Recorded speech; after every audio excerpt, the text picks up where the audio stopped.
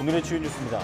일본의 후쿠시마 오염수 방류에 대한 국민 우려가 이어지자 정부가 매달 일본 공해에서 방사능 검사를 하겠다고 밝혔습니다. 국내에서는 물론 일본 내에서도 해양 방류에 대한 반발 여론이 확산하고 있지만 기시다 총리는 방류 강행을 시사했습니다. 정부가 공교육 강화를 위해 2025학년도부터 선택 과목은 5단계 절대평가하고 1학년 공통과목은 상대평가를 하기로 했습니다.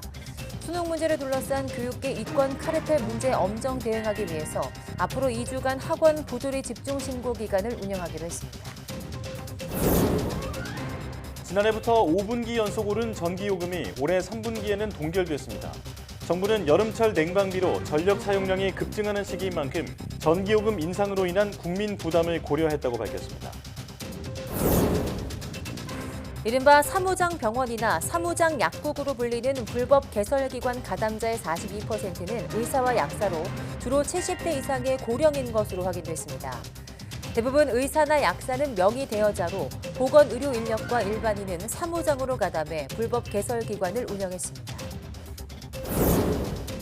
찜통더위로 영국에서는 근위병이 쓰러지고 미국 남부에서는 강력한 토네이도가 발생해 큰 피해가 났습니다. 바이든 대통령은 기후변화를 인류가 직면한 현실적인 위기로 규정하고 이에 대비한 대규모 재정을 지원할 계획입니다.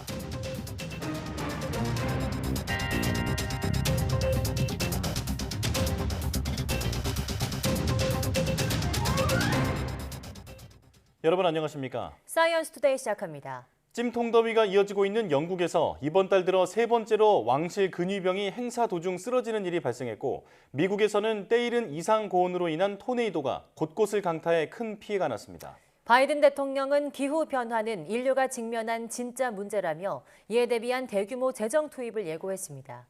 황보연 기자입니다.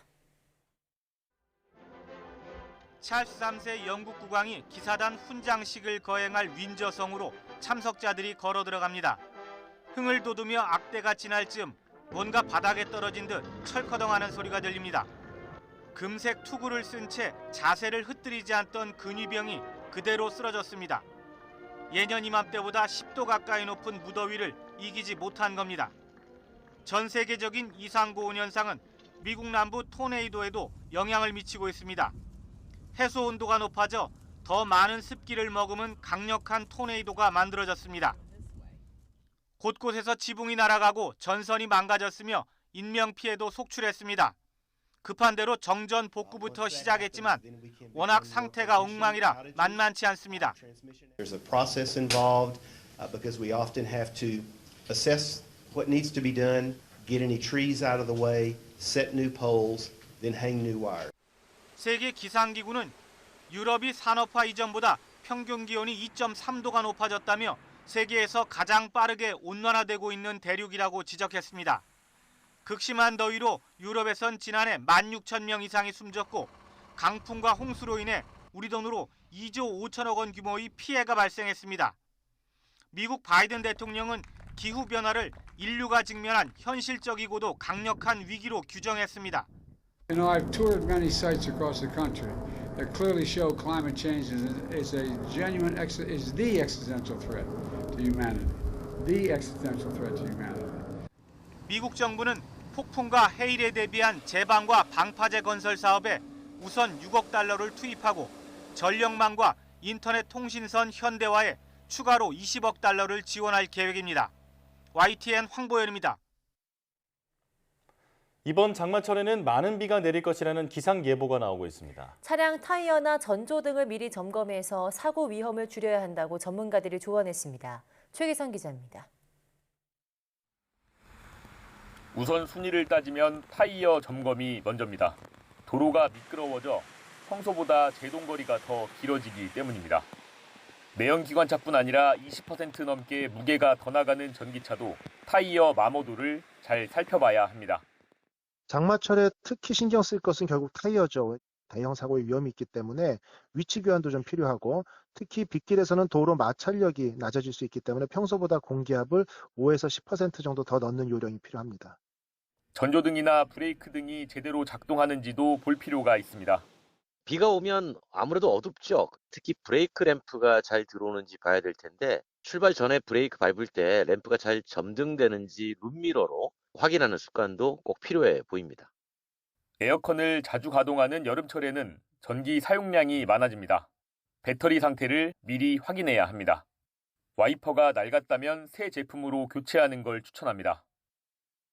전방 주시, 전방 확보가 굉장히 중요한데 워시액을 한 통 정도 미리 준비를 하시는 것도 좋습니다. 장거리 뛰실 때요. 또 와이퍼 고무가 1년에 2번씩 갈아야 되는데 몇 천 원 정도면 충분히 교체를 할 수가 있으니까 습기 탓에 곰팡이가 생길 수 있는 만큼 에어컨 필터를 바꿔주는 것도 좋습니다.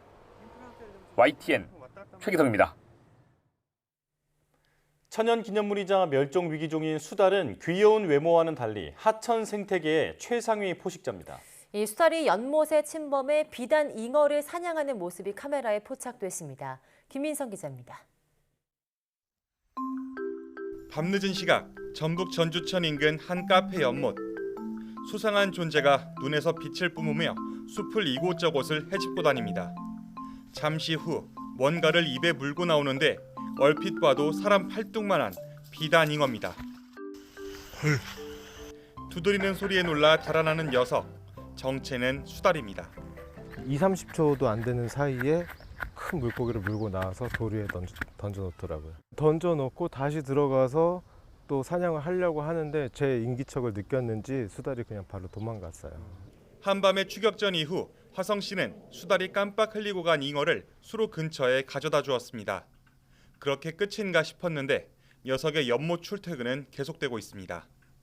그 사이 10년 넘게 공들여 키운 씨알 굵은 잉어들이 몽땅 사라졌습니다.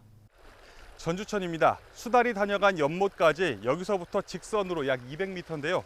저와 한번 가보겠습니다.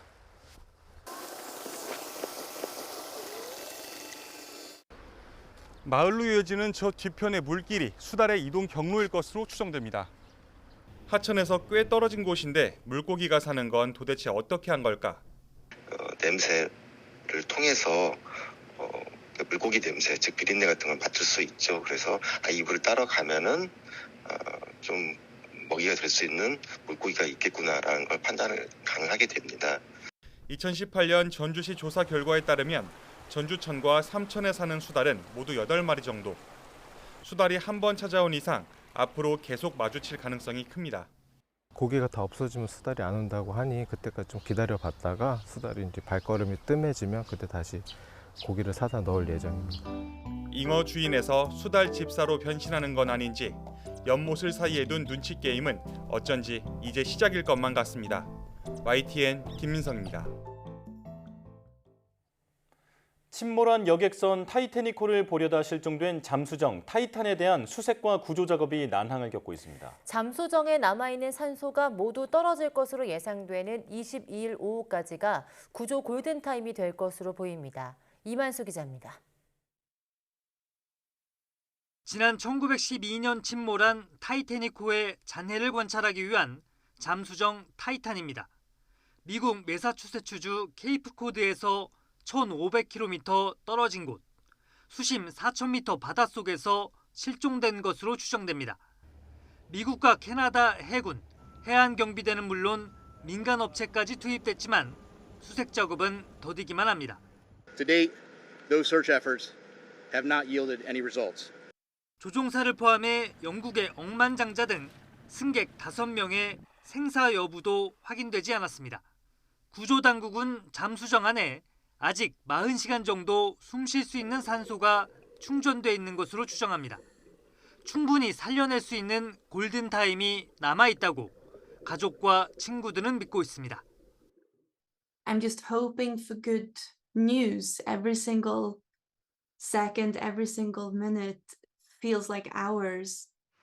하지만 구조와 수색 여건이 녹록지는 않습니다. 함정과 항공기의 음파 탐지기까지 동원됐지만 워낙 범위가 넓어 어려움을 겪고 있습니다. Honestly, it's finding a needle in a haystack. There is nothing like that we can use below the sea. 전문가들은 잠수정 실종 이후로 동력 이상이나 침수, 바닷속 물체에 걸렸을 가능성에 주목합니다. 벌써 실종 사흘째를 지나고 있지만 모두 살아 돌아올 수 있다는 희망의 끈은 아직 그 누구도 놓지 않고 있습니다. YTN 이만수입니다.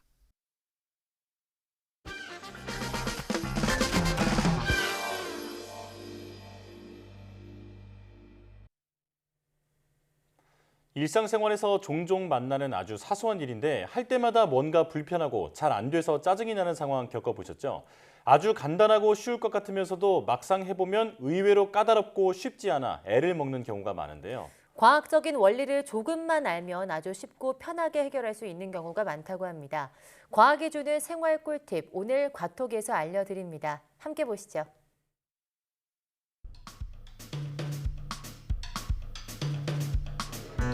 서울의 한 PC방. 이곳을 방문한 사람들에게 게임 외의 또 다른 즐거움은 바로 음식. 이 PC방에는 최고의 맛을 위해 물불 가리지 않는 한 셰프가 있었으니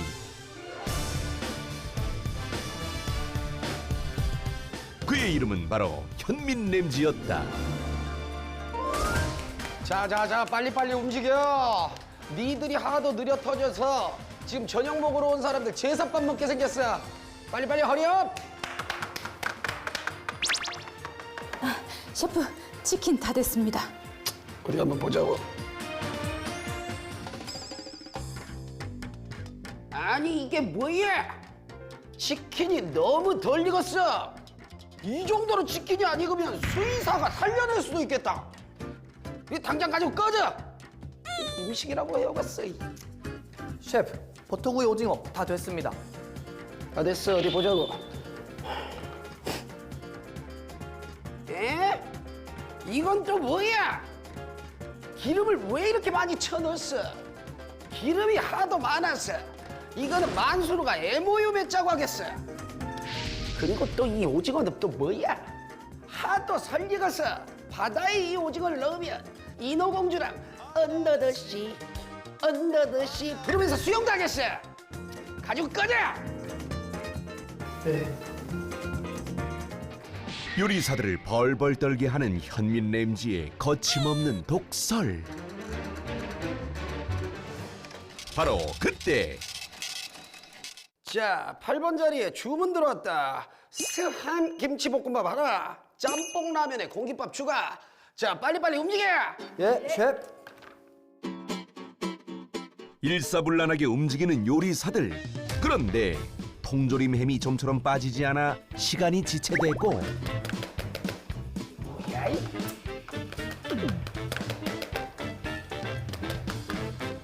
야, 뭐야?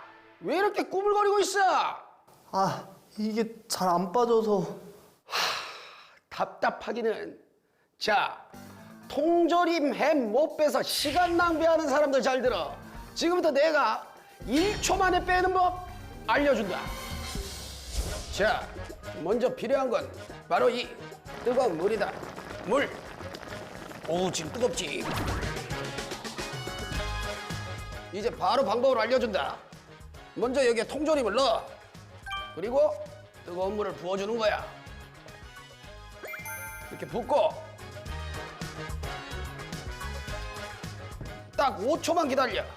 자, 5, 4, 3, 2, 1, 땡! 끝났어. 자, 이제 이거를 뒤집어서 여기에 떨어뜨리면 봤지? 봤지? 뒤집자마자 바로 나오는 거 봤지? 자, 이 햄이 잘 빠지지 않는 건 이 통조림에 응고되어 있는 기름이 햄을 꽉 붙잡고 있었기 때문이야. 그러니까 이 뜨거운 물에 넣게 되면 이 기름이 살살 녹으면서 공간을 만들어주게 되고 햄이 이런 식으로 쏙 빠지게 되는 거지. 근데 몇몇 불만 많은 시청자들은 뭐 이렇게 말할 수도 있겠지. 아니, 1초 만에 꺼낸다면서 뜨거운 물 준비하는 시간에 넣고 기다리는 시간까지 합하면 10초도 넘겠네. 라고 말이야. 그래서 뜨거운 물 없이도 꺼내는 법을 지금부터 알려주겠어. 이번엔 이게 필요하다. 그건 바로 칼이지. 나 같은 프로는 이게 괜찮지만 어린이나 칼질이 서툰 사람은 조심해야 돼. 자, 그럼 시작한다. 먼저 통조림 햄을 먼저 따는 거야. 이렇게 딱딱. 자, 이렇게 따고 다음 이거를 거꾸로 이렇게 놔. 그 다음에 이 위에 이 칼을 잡고 칼집을 내주는 거야. 자, 이렇게 칼집을 냈지. 자, 그러고 나서 통을 탁. 어때? 곧바로 나오지? 호호, 위에 작은 칼집 하나만 냈을 뿐인데 바로 빠져나오는 햄. 하하, 이거 신기방기. 도대체 원리가 뭘까요? 자, 이 방법은 말이야. 이 뒤에 낸 이 칼집으로 통조림 햄 안으로 공기가 들어가게 되고 그 공기가 햄을 밀어내서 쉽게 빠져나올 수 있게 되는 거야. 매우 과학적인 방법이지. 어때? 이 현민 램지의 꿀팁이 너희들도 내가 알려준 방법으로 시간을 낭비하지 않기를 바란다. 그날 오후 9번 테이블 주문이 들어왔어. 치즈 라면에 공깃밥 2개.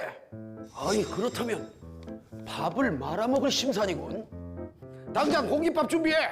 빨리. 예, 셰프. 그런데 또 문제가 생긴 듯. 어우, 왜 이렇게 안 열려? 어우.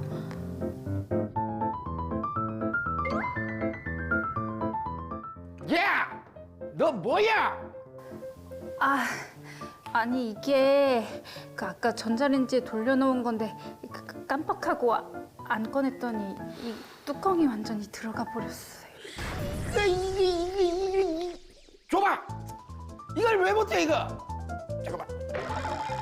야, 이거 완전히 끼었구만. 정신 안 차려? 죄송합니다.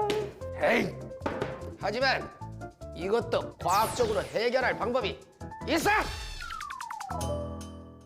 자, 이런 경우 겪어봤을 거야.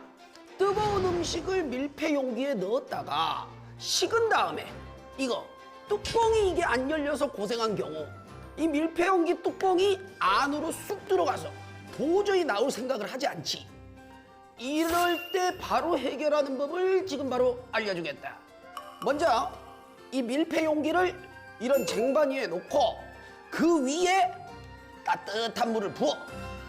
자, 이렇게 부어. 이렇게 부은 다음에 뜨거울 수 있잖아.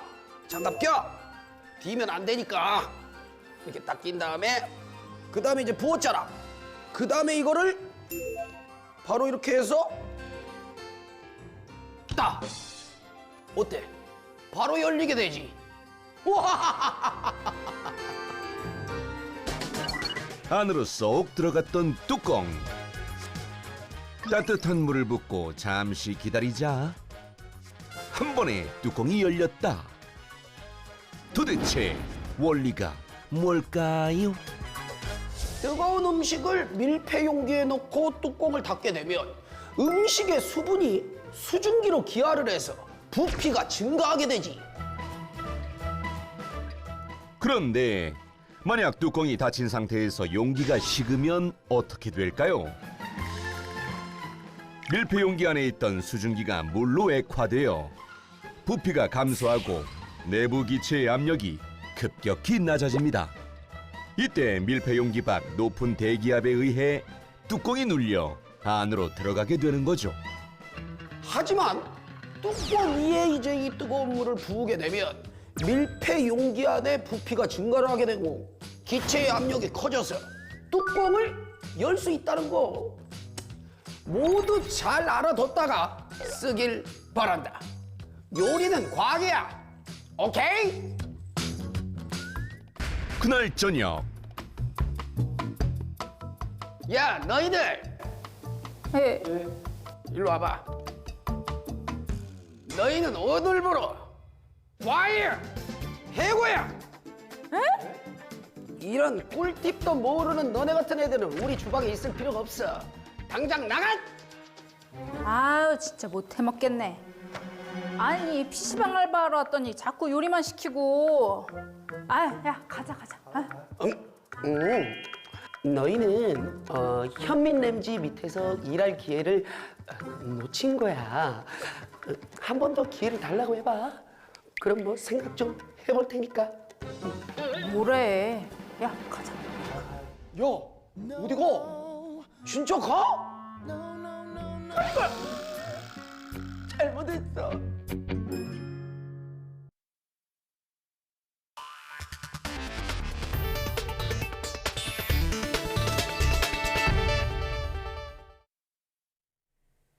정부가 후쿠시마 오염수 방류에 대한 안전성 검증을 위해 일본 공해에서 매달 방사능 검사를 하겠다고 밝혔습니다. 여당도 과학적 검증을 강조하며 거들었지만 야당은 정부와 여당이 합리적 우려를 괴담으로 매도하고 있다며 단식 투쟁에 돌입했습니다. 이승배 기자입니다. 후쿠시마 원전 오염수 방류에 대한 국민 우려가 계속되자 정부가 일본 공해에서 방사능 검사에 나서기로 했습니다. 구체적인 위치는 언급하지 않고 일본 동쪽이라고만 했습니다. 도쿄 전력이 있는 후쿠시마 인근으로 추정됩니다. 매달 한 번씩 시료를 채취해 농도 변화를 공개하겠다면서 이미 지난 4월에 비교를 위한 해수 채취도 마쳤다고 설명했습니다. 주기적으로 한 달에 한 번씩 가서 시료를 채취하고 그 부분에 대해서 검사를 해서 방류 전과 방류 후의 변화를 봐가면서 그 부분의 결과를 투명하게 국민분들께 알려드리겠다. 우리나라 주변도 조사 지점을 108개 늘려 방사능 유입을 빈틈없이 감시하겠다고 강조했습니다. 본격적인 휴가철이 오기 전에 해수욕장에 대한 방사능 긴급조사도 진행합니다. 부산 해운대와 제주도 함덕해수욕장, 강원도 경포해수욕장 등 전국 20곳으로 개장 전에 조사를 마치겠다는 계획입니다. 국민의힘도 원자력 전문가를 국회로 불러 과학적 검증을 강조하며 정부 대응에 힘을 실었습니다. 정용훈 카이스트 교수는 후쿠시마 원전 오염수가 방류되고 100년을 살아도 아무런 영향을 받지 않는다고 주장했습니다. 아주 미미해도 장기간 피폭 당하면 위험하지 않겠느냐. 티끌모아 태산 아니냐. 티끌이 태산이 되려면 티끌을 태산만큼 모으셔야 됩니다. 티끌은 모아도 티끌입니다. 하지만 야당은 국민의 합리적 우려를 정부와 여당이 괴담으로 매도하고 있다고 쏘아붙였습니다. 단식 투쟁에도 돌입했습니다. 저는 결연한 의지로 오늘부터 단식에 들어갑니다. 정말 우리 한 마음으로 후쿠시마 원전 오염수 바다 방류를 막아주실 것을 간절하게 호소를 드립니다. 핵폐수라는 용어 역시 2년 전 정부가 공문에 썼던 말이라면서 정부가 야당을 향해 과도하다고 비판한 것은 이율배반적이라고 지적했습니다. YTN 이승배입니다. 일본의 원전 오염수 해양 방류를 앞두고 후쿠시마 주변 이외 지역 어민들까지 반발이 확산하고 있습니다. 미야기현 지사는 해양 방류 이외 다른 방법을 검토해달라고 정부에 요구하고 나섰습니다. 하지만 기시다 총리는 어민들을 잘 설득하라며 방침의 변화가 없음을 강조했습니다. 도쿄에서 김세호 특파원이 보도합니다. 후쿠시마 제1원전의 오염수 해양 방류를 앞두고 토호쿠, 간토 지역에 이어 일본 최북단 홋카이도 어민들까지 오염수 해양 방류를 반대하고 나섰습니다. 미야기현 지사도 어민들의 목소리에 힘을 실었습니다. 処理水の放出ということになりますと、なんといっても風評被害が非常に心配をされております。私自身も非常に心配しておりますし。 그러면서 정부의 방류가 아닌 다른 방법으로 오염수를 처리해달라고 요구했습니다. 海洋放出をするという方針でございますけれども、海洋放出以外の処分方法を継続してご検討いただきたいと思います。 하지만 일본 정부는 원전 오염수의 해양 방류 강행을 분명히 하고 있습니다. 기시다 총리는 니시무라 경제산업상에게 어민 등 관계자의 이해를 얻도록 계속 의사소통을 하라고 지시했습니다. 니시무라 경제산업상은 어민들과의 접촉을 이어가고 있지만 해양 방류는 불가피하다는 정부 입장을 되풀이했습니다. 安全性を確保し、そして風評被害を起こさないという、そして起きた時でもしっかりとなりわいを継続していけるようにということで、その方針の下で対応を進めていきたいと思っておりますが。 일본 어민들은 2015년 오염수는 관계자의 이해 없이 처분하지 않는다는 도쿄전력의 약속을 지키라고 촉구하고 있습니다. 오염수 방류를 놓고 후쿠시마와 후쿠시마 주변 이외 지역 어민들까지 반발이 확산할 조짐을 보이고 있습니다. 일본 정부가 지역 어민들의 이해를 얻기에는 시간이 너무나 촉박해 보입니다. 도쿄에서 YTN 김세호입니다. 성주 사드기지 환경영향평가에서 전자파 측정값이 인체 등에 끼치는 영향은 미미한 것으로 결론 났습니다. 6년 만에 환경영향평가가 마무리되면서 인프라 건설 등 기지 정상화 작업은 속도가 날 전망입니다. 임성재 기자입니다. 지난 2017년 경북 성주에 배치된 주한미군 고고도 미사일 방어 체계 사드. 제대로 된 막사조차 없이 임시 배치 상태를 유지해왔습니다. 정부는 6년 만에 기지 내 인프라 건설에 필수인 일반 환경영향평가를 마무리했습니다. 환경부와 국방부에 따르면 성주기지 전자파 측정값은 1제곱미터에 0.01887 인체 보호 기준인 10W/제곱미터에 0.189% 수준으로 측정됐습니다. 정부는 제3의 기관인 한국전파진흥협회 실측 자료를 전문기관과 전문가가 종합 검토한 결과라고 설명했습니다. 이에 따라 기지 정상화 작업은 속도를 낼 전망입니다. 지난해 9월 물자와 장비 조달을 위한 상시적인 지상 접근권 확보가 완료된 데 이어 지난 2017년 1차 부지 공여 이후 지연됐던 40만 제곱미터에 대한 2차 부지 공여도 마무리됐습니다. 이번에 환경영향평가가 결론나면서 현재 설계 중인 부지 개발은 내년에 본격적으로 공사에 착수할 것으로 알려졌습니다. 부대가 정상화됨으로써 그 업그레이드 계획에 또 좀 더 가속도가 있을 걸 보여주고 사드 체계가 정상화된다는 거는 그만큼 우리나라의 탄도탄 방어 체계 능력이 향상되는 계기가 될 수 있는 거죠. 사드 배치 반대 단체들의 반발이 여전하지만 정부는 성주기지 주변 주민들을 위해 24개 주민 지원 사업안을 지난 4월 마련했고 내년에 사업이 착수될 수 있도록 법령 개정과 예산 편성 등의 조치를 올해 안에 마무리할 계획이라고 밝혔습니다. YTN 임성재입니다. 다음 달부터 적용될 전기요금이 동결됐습니다. 한국전력은 올해 3분기 연료비 조정 단가가 현재와 같은 1kW시당 5원으로 유지된다고 밝혔습니다. 전기요금은 구성 요소 중 직전 3개월간 연료비 변동 상황에 맞춰서 조정되는 연료비 조정 단가를 유지하고 다른 항목을 조정하지 않아 3분기 전기요금은 전체적으로 동결됐습니다. 전기요금은 지난해부터 올해 2분기까지 5번에 걸쳐 총 40.4원 올라서 전력 사용이 많은 3분기에도 인상할 경우 국민 부담이 가중될 거란 우려가 커 동결이 예상됐습니다.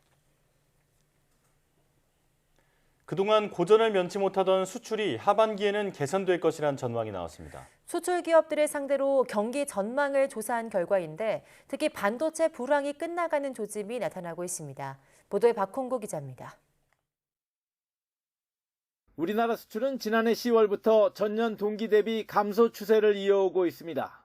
8개월 연속 마이너스 행진인데 최대 수출 품목인 반도체를 비롯해 선박과 전자제품, 철강 등 주요 품목들이 글로벌 경기 둔화에 영향을 받았습니다. 하지만 3분기부터는 수출 여건이 개선될 것이란 전망이 나왔습니다.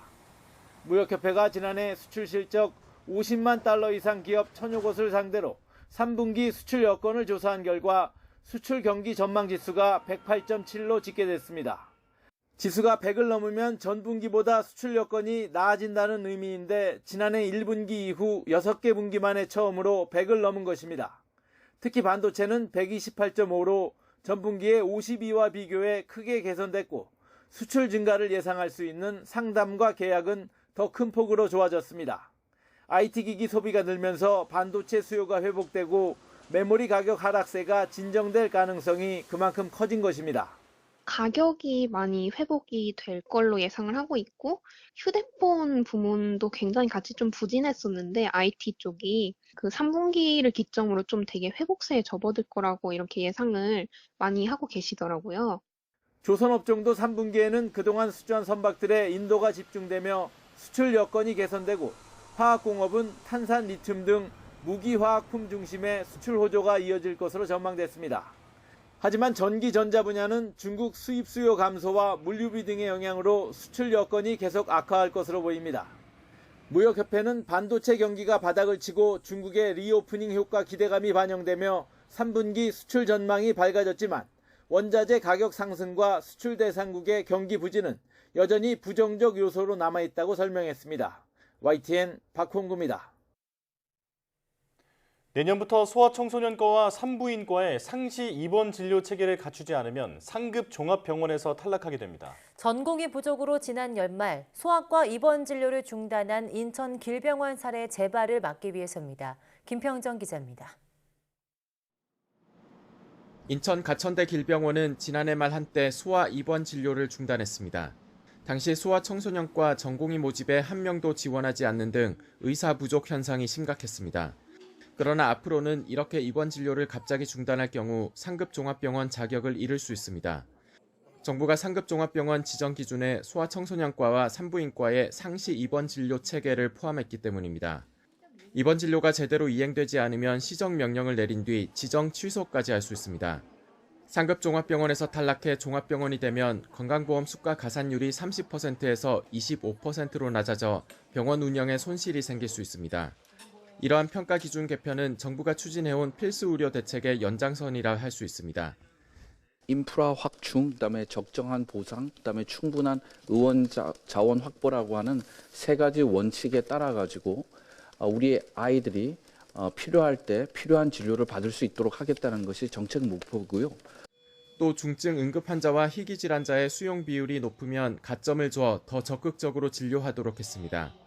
외래 환자 가운데 경증 환자의 비율은 기존 11%에서 7% 이하로 더 낮게 유지하도록 했습니다. 코로나19 같은 국가 감염병 대응을 위해 중환자실과 음압격리실 병상 확보율도 평가에 반영합니다. 현재 전국의 상급 종합병원은 45개입니다. 정부는 내년부터 3년간 지정될 상급 종합병원에 희망하는 기관을 다음 달부터 신청받습니다. YTN 김평정입니다. 사무장 병원이나 사무장 약국으로 불리는 불법 개설기관 가담자 41%는 의사나 약사로 주로 70대 이상이 명의를 빌려준 것으로 나타났습니다.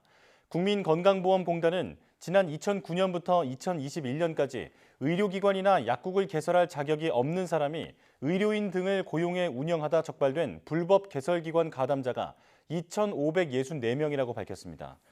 법인이 아닌 개인이 2,255명으로 이 가운데서 의사가 33.2%, 약사는 8.8%로 의사와 약사가 42%를 차지했는데 연령별로 보면 70대 이상이 가장 많았습니다.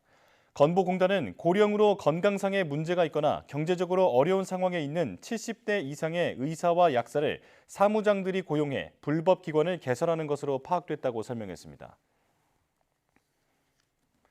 82년이 넘는 역사를 지닌 서울백병원이 극심한 경영난으로 폐원 절차를 밟게 됐습니다. 학교법인 인재학원은 20일 오후 서울 저동에 있는 서울백병원 건물에서 이사회를 열고 이달 초 경영 정상화 태스크포스가 제안한 서울백병원 폐원안을 통과시켰습니다.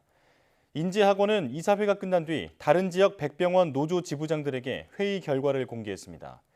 이에 노조 측은 이사회가 만장일치로 백병원 폐원안을 통과시켰다며 결과를 받아들일 수 없고 투쟁을 이어갈 것이라고 밝혔습니다.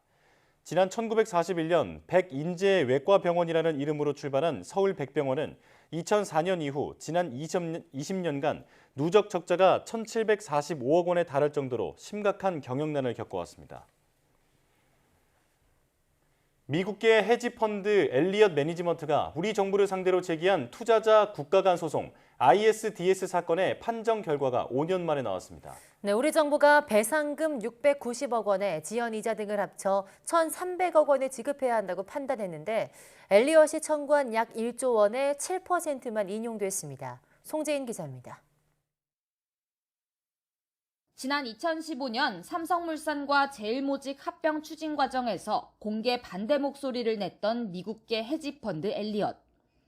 당시 삼성물산 지분 7.12%를 보유 중이었는데 삼성물산보다 제일모직 주식을 3배가량 비싸게 친 합병 비율을 문제 삼았습니다. 소액 주주들을 끌어모아 새 분리기에 나섰고 삼성물산 주주총회를 막아달라는 가처분 신청까지 냈습니다. 하지만 법원은 이를 받아들이지 않았고 합병안도 찬성률 69.5%로 주총을 통과했습니다. 3년 뒤 엘리엇은 이 과정에 우리 정부가 부당하게 개입해 주주로서 손해를 봤다며 상설중재재판소에 중재를 신청했습니다. 삼성물산 최대 주주로 합병의 1등 공신으로 꼽힌 국민연금이 찬성표를 던지는데 정부의 입김이 작용했다는 겁니다. 지난해 문형표 전 보건복지부 장관과 홍완선 전 국민연금 기금운용본부장이 당시 찬성 압력을 넣은 혐의로 유죄를 확정받으면서 엘리엇 소송에 미칠 영향에 더 관심이 쏠렸습니다. 중재 신청 5년 만에 상설중재재판소는 우리 정부의 배상 책임을 일부 인정했습니다. 엘리엇의 5,300여만 달러, 우리 돈 690억 원을 배상해야 한다고 판단했습니다. 엘리엇이 합병으로 손해를 봤다며 청구한 배상금 7억 7천만 달러 가운데 7%만 인용한 겁니다. 이와 함께 중재판정부는 합병 결정이 있었던 2015년부터 현재까지 5% 연 복리이자 지급도 명령했습니다. 아울러 우리 정부는 엘리엇의 372억 원가량을, 엘리엇은 우리 정부의 44억 원가량을 소송 비용으로 지급해야 합니다. 배상 원금의 지연이자 법률 비용까지 모두 합치면 정부가 엘리엇에 줘야 할 배상 총액은 1,300억 원으로 늘어납니다. 법무부는 중재판정부가 인용한 배상금액 기준으로 93% 승소했다고 강조하면서 세부 판정 내용을 분석해서 구체적인 대응 방안을 발표하겠다고 밝혔습니다. YTN 송재인입니다. 탄소 중립을 위한 산업구조 변화 요구가 커지면서 기업과 노동자, 지역사회를 위한 안전장치 마련이 시급한 과제가 되고 있습니다. 경기도 노사민정협의체가 해결책을 찾기 위해 머리를 맞댔습니다. 보도에 최명신 기자입니다. 전기차 내부를 한눈에 들여다볼 수 있는 플랫폼입니다. 내연차에 있는 엔진이 사라지고 모터가 그 역할을 대신합니다. 부품 수도 3만 개에서 19,000개로 줄어듭니다. 현대차는 벌써 발빠르게 유럽이나 미국이 지향하는 그런 탄소 중립에 대해서 발빠르게 움직이고 있고요. 대응을 하고 있는데 그 부분도 부품업체들이 같이 가야 될, 그리고 같이 가야 될 이제 과제가 있는 겁니다. 앞으로 10년 내 전기차 비중이 50%까지 높아질 거라는 전망이 나오면서 자동차 부품업계는 발등에 불이 떨어졌습니다. 어떤 신기술이 적합한지, 시장 확보와 인력 문제는 어떻게 해야 하는지 하나하나가 안개 속입니다. 저희가 생산하고 있는 제품이 대부분이 내연기관 차량의 부품으로 한국에서는 2030년까지 사업 전환을 이루어야 하는 어려움에 닥쳐 있습니다. 경기도 노사민정협의회가 올해 첫 회의를 자동차 부품 제조업체에서 연 이유입니다. 산업 현장의 이야기를 직접 듣고 지혜를 모으기 위해서입니다. 기존의 형식적인 노사정 파트너십을 몇 단계 더 승화시켜서 그 길 너머에 있는 새로운 길 개척 과제를 우리가 하나하나 실천에 옮겼으면 좋겠습니다. 정부가 탄소 중립 실천을 위해 공정한 전환을 내걸고 있다면 경기도는 정의로운 전환을 고민하고 있습니다. 과정에서의 공정성뿐만 아니라 결과적으로도 정의로움을 추구하고 있습니다. 노사민정 선언은 탄소 중립 실태 조사와 노동전환 종합대책 수립, 직무전환과 신산업 직무훈련 등에 대한 지원 내용을 담았습니다. 정부 주도의 노사정위원회가 노동계 참여 거부로 사실상 개점휴업 상태인 상황에서 경기도가 어떤 성과물을 도출할지 관심이 쏠리고 있습니다. YTN 최명신입니다. 전라남도가 영암과 해남의 관광 레저형 기업 도시인 솔라시도의 구체적인 개발 계획을 발표했습니다. 친환경 재생에너지 산업벨트와 대규모 관광시설을 갖춘 세계에서 손꼽히는 미래형 첨단 생태도시가 목표입니다. 오선열 기자가 보도합니다. 태양광 패널이 끝도 없이 펼쳐집니다. 전국 최대 규모이자 최고 일사량을 자랑하는 전남 해남군 솔라시도 기업도시입니다.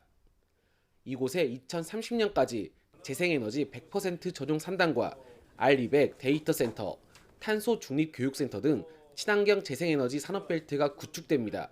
전라남도가 우리 해남이 앞으로 기후변화에 대응을 하고 탄소 중립의 중심, 시작이 바로 우리 해남이고 솔라시도가 될 수 있도록 저희들이 한번 열심히 해서 지원하고 만들어 가겠다는 약속도 드립니다.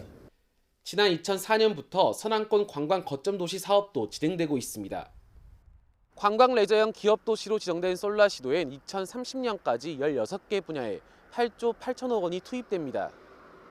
바다와 호수로 둘러싸인 자연 환경을 이용해 골프장과 정원 등이 들어섰고 광주와 영암을 잇는 초고속도로, 아우토반과 5성급 호텔 등도 만들어집니다. 약 20년간 기업 도시를 준비해 왔는데요. 이제 그 산업형 레저 도시가 비상할 수 있는 계기들을 만들어진 게 아닌가라고 생각합니다. 이제는 그 틀의 기반 위에다가 큰 내용들을 담아내는 이런 시기인 것 같습니다. 전라남도는 솔라시도 기업 도시를 사우디아라비아의 네옴시티와 견줄 미래형 첨단 생태도시로 육성할 계획입니다. 1조 5천억 원을 투입해 자율주행차 기반 시설과 메타버스, 헬스케어 단지 등도 조성합니다.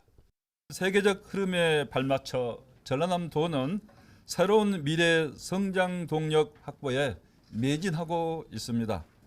특히 광주 영암 아우토반과 연계한 영암 해남 일원의 전라남도 기업도시 솔라시도는 순환권 활력 프로젝트의 핵심 사업입니다.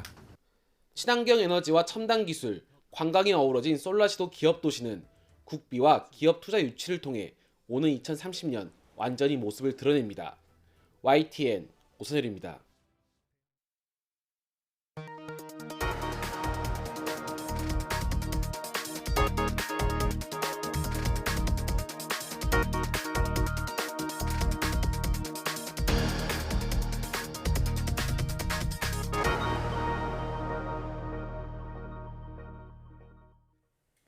정부가 고교 학점제가 전면 시행되는 2025학년도부터 성적을 5단계로 절대평가하고 1학년 공통 과목은 석차 등급을 유지하기로 했습니다. 교육부는 이 같은 내용을 바탕으로 기초학력 증진과 교육 선택 기회 확대를 담은 공교육 경쟁력 제고 방안을 발표했습니다. 이에 따라 2025학년도 고교 학점제 도입에 맞춰 모든 선택 과목의 석차 등급 병기를 폐지하고 A부터 E까지 5단계 절대평가 방식으로 성취 수준을 구분하게 됩니다. 다만 최소한의 내신 변별을 위해서 1학년 공통 과목에 대해서는 기존 석차 9등급을 함께 표기할 방침입니다. 자사고와 특목고 존치에 관해서는 정원 일부를 지역 인재로 선발하는 등 입학 절차를 관리해서 사교육 확대를 막겠다고 설명했습니다. 교육부는 또 초등학교 3학년부터 고2까지 전 학년에서 학업 성취도 자율평가를 치르겠다며 초등학교 3학년과 중학교 1학년의 학력 진단을 의무화하는 책임교육 학년제를 도입하겠다고 밝혔습니다. 공교육 교과 과정을 벗어나 출제되는 킬러 문항은 교육계는 물론 사회 각층에서 강한 비판을 받아왔습니다. 하지만 최상위권의 변별력을 이유로 매년 출제가 반복됐는데요. 킬러 문항이 없어지면 최상위권에서는 실수를 가장 조심해야 한다는 분석이 나오고 있습니다. 김연아 기자입니다. 지난해 수능 국어 17번 문제입니다. 지문에 나온 L 그래프 설명을 이해했는지 묻는데 복잡한 수학 용어들이 줄줄이 나열된 탓에 정답률은 15% 수준에 그쳤습니다. 수학에서도 6문제당 1개는 공교육 수준을 넘어선 문제를 냈다는 비판이 나왔습니다. 역시 정답률은 바닥을 찍었습니다.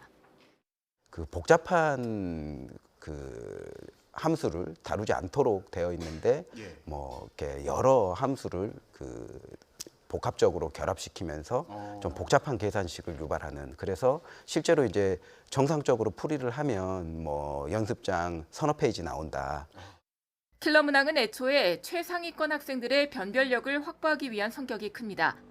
하지만 의대에 진학할 1.5%를 위해 공교육에 대한 불신을 키우고 학생들을 사교육 시장으로 내모는 부작용도 컸습니다.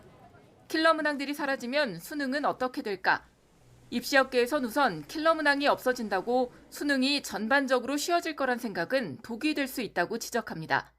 사고력 중심의 측정이라든지 아니면 단계별 측정이라든지 이런 것들을 조금 더 가할 수 있는 걸로 해석이 됩니다. 그러니까 준킬러라고 불리는 문항들의 난이도를 높여서 시간을 좀 오래 걸리게 하는 거죠. 애들 표현을 빌면 타임어택이 걸리게 하는 거죠. 다만 최상위권에선 다시 실수가 당락을 가르게 될 거란 예측에 힘이 실립니다. 때문에 남은 기간 아는 문제도 풀이 과정과 단계를 꼼꼼하게 되짚어야 한다는 지적입니다. 정시모집은 소수점 3치짜리에서 반올림에서 2치짜리에서 끊거든요. 그래서 한 줄로 쓰면 별 문제가 안 되는데 그 한 문제가 커트라인을 좌지우지하게 되니까 실수를 막는 것이 가장 관건이라고 저는 보고 있어요. 더불어 9월 모의고사는 새 수능의 테스트적 성격이 커진 만큼 문제 경향과 결과를 참고는 하되 수능의 최종 난이도는 얼마든 달라질 수 있다는 생각으로 대비하는 게 좋습니다.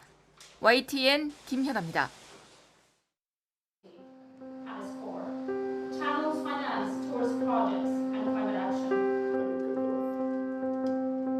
Of course, facilitating the development of any carbon emissions. Putting a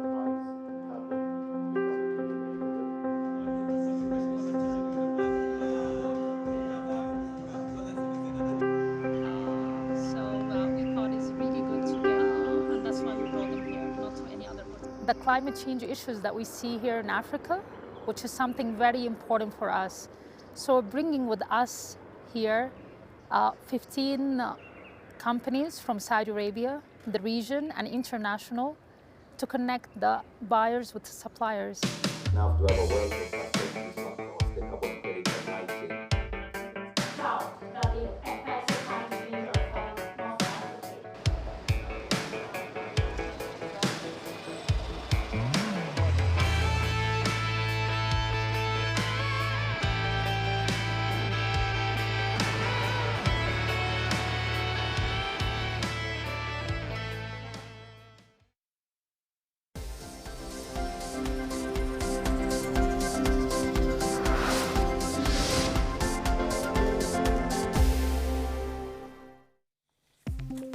항생제를 오래 복용한 경우 폐암에 걸릴 위험이 크다는 연구 결과가 발표됐습니다.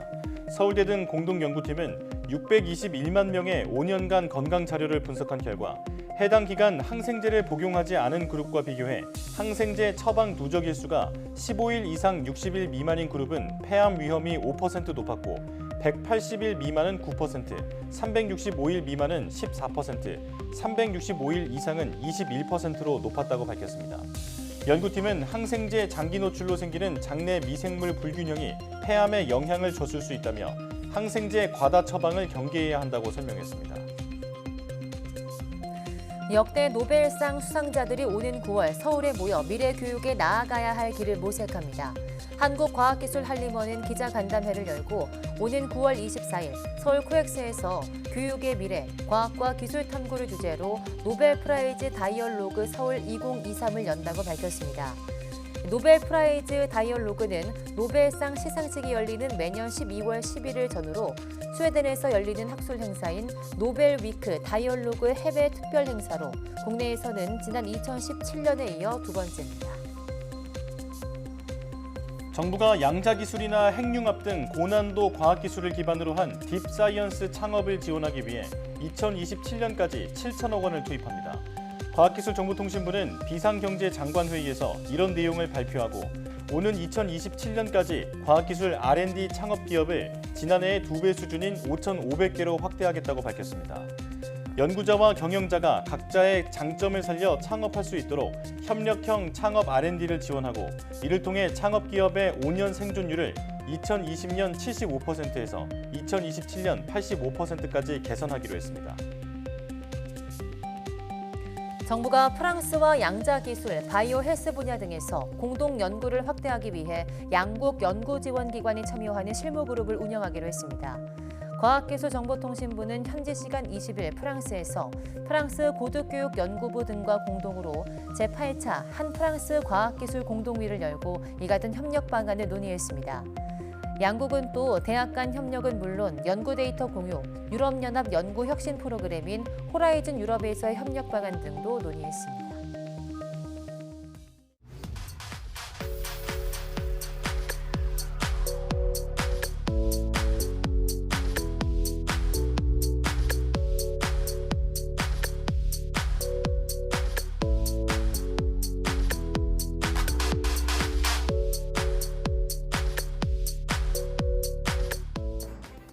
앞서 장마철 차량 관리 요령 알려드렸는데요. 와이퍼부터 에어컨, 전조등까지 여러 점검 사항이 있었는데 그중에 가장 중요한 건 타이어입니다. 타이어 마모가 심하다면 위치를 바꾸거나 새 제품으로 교체해야 하고 평소보다 공기압을 5에서 10% 정도 더 넣어놓는 게 빗길 제동에 도움이 된다고 합니다. 장마 시작 전에 미리 대비하시는 게 좋겠습니다. 네, 뉴스 마칩니다. 시청해주신 여러분 고맙습니다.